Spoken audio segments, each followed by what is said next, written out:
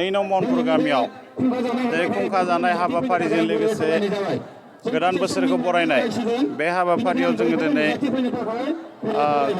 जोंनि 9 महनपुर गामिनि गेलेग्रा फोथाराव गाजा गोमजायै मावफुंनाय जादों।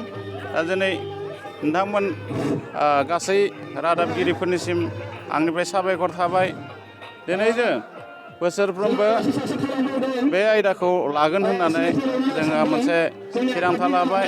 जोंनि 9 महनपुर गामिनि बे आयदाफारियाव जोंनि गासै गामिनि बैसोगोरा 60 बोसोरनि गोबांसिन बैसोफोरनिसिम जोङो बोराय आरो बुरैफोर गासैनोबो जोङो मान बावनाय हाबाफारि लादों आरो बे हाबाफारिया दिनै जाफुंलांबाय आरो जोंनि गेजेराव गासै खौसेथिजों लोगोसे जोंनि गासैबो हारिमुखौ लानानै दिनै जोङो जोंनि बे गेलेग्रा फोथाराव गाजा गोमजायै मावफुंनाय जादों।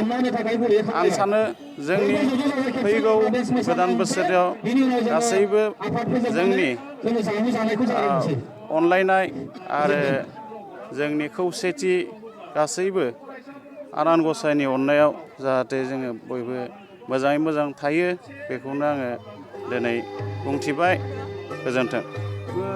बैसागुआ बर' हारिनि मोनसे जोबोद बोसोराव खेबसेल' फैनाय रंजानाय हिसाबै जिहेतु बैसागुखौ गोबां बर' जायगायाव रंजागोन बेनि सायाव रायजो राजानिसिम माबायदि रंजानानै देग्लायनि बैसागुखौ बिदाय हरनो थाखाय खावलायहरनो आं सानो बैसागोआ जोंनि नंगौ जोंनि सिगांनि रायजो राजा दंखायोमोन जोंहा आरो बेवहाय जोंहा गाजा गोमजायै गोदो खुंखानाय दंमोन होननानै जोङो दिनै जारिमिनाव मोनबोदों।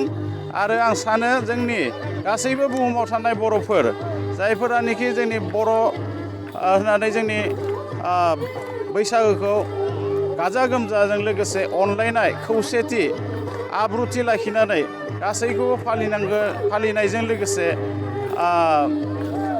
जोङो मावफुंलांनांगौ होननानै बे गोदान बोसोराव बेखौनो आं खावलायो आरोखि।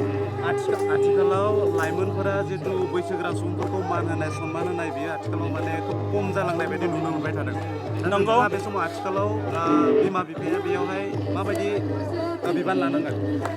नंगौ जोंनि गेजेराव दिनै बैसोगोराखौल' नङा जोंनि उन्दै उन्दै गथ'फोरा दिनै फोरोंगिरिखौ मान लाखिनो रोङै गामिनि गेदेर सुबुंखौ मान लाखिनो रोङै बैसोगोरा सुबुंखौ मान लाखिनो रोङै बेफोरबायदि जों नुनानै मोनदों। नाथाय बेखौ जोङो गामिनि बिमा बिफा लोगोसे समाज आरो गेदेर गोलाव आरो फोरोंगिरि गासैबो जों खौसे जानानै बेखौ जोङो सुद्रायलांनो हागोन होननानै आं सानो।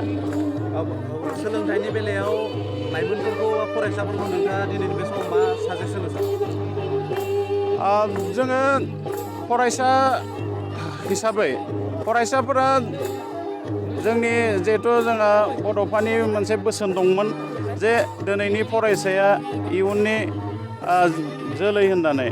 गतिके जों बेखौ फरायसाफोरा जेब्लायबो फरायसा हिसाबै बिसोर मावफुंलांनांगौ गावनि खामानि जेरैहाय फरायनाय आरो फरायनायजों लोगोसे गेलेनायजों लोगोसे थाबाय जोंनि हारिमु दामनाय देनाय बेफोर गासैबो आयदायाव माबा लानानै बिसोरो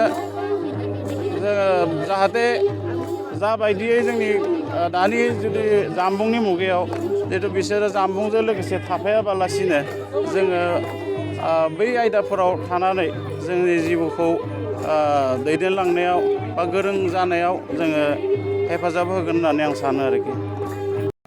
माने आं दिनै बेयाव 9 महनपुर गामियावहाय बे बैसागो बरायनायजों लोगोसे फुंखा जानायजों लोगोसे बोराइ बेन्थ'खौ जि सनमान लानाय हाबाफारि बेखौ नुनानै आं बिराद गोजोननाय मोन्दों। बेजों लोगोसे उन्दै उन्दै लाइमोन गथ'फोरखौ जे सिरियावहाय फज'नानै माने माखासे गोनां बाथ्रा बुंदों निसा बेसादफोरखौ लाबा जे गावनि जिउआ मा खहा जायो बेखौ माने बुजायनानै होदों। बेनि थाखाय आं बिराद जोबोद गोजोननाय मोन्दों आरो दिनै रंजानायनि बोथोर आरो बयबो दिनै रंजादों मोजां नांदों आङो बाहागो लाफैनो मोननानै।